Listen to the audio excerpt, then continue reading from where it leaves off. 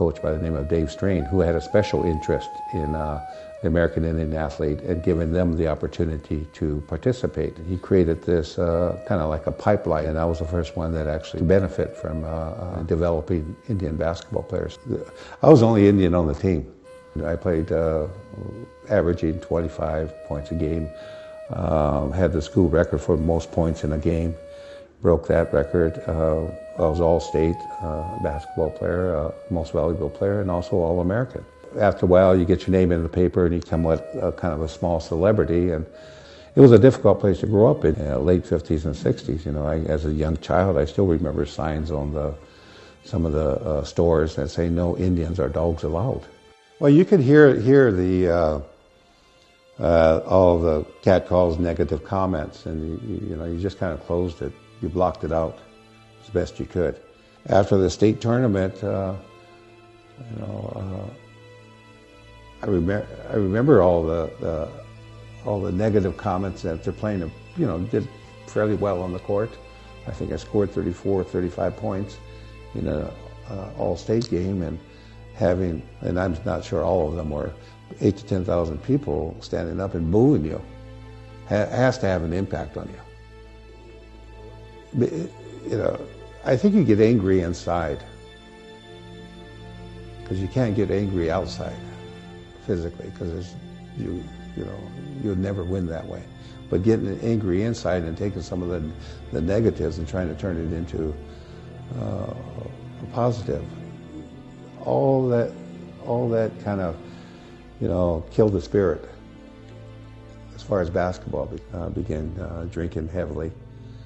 Maybe about 10 years of being an active alcoholic, but just one day, sitting there early in the morning, probably 9 o'clock in the morning, had a bottle of beer at the counter and some cheap wine hidden in the back. And just said, well, I've had enough. I don't know what touched me, what made me do that. I had enough. I knew about the Friendship House. I was aware of the Friendship House and made a phone call and said, see if they had any beds available.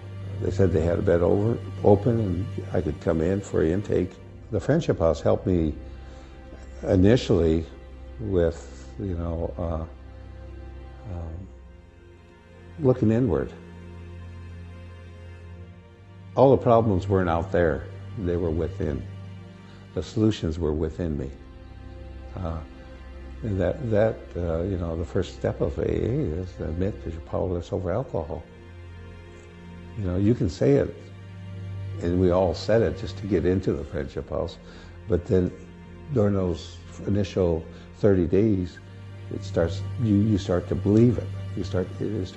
Then you start to apply it to yourself. And I think that's what, I knew at the bottom of those steps that if I went this way, I would still have the problem. And rather than quit running away from the problem, you need to meet the problem head on.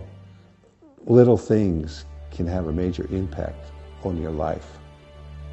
So whether you get if I had just jumped in and went with it, but if I hadn't had what the Friendship House and the counselors and what I was learning about myself there, I think I would have continued my plan, which was a plan to continue drinking.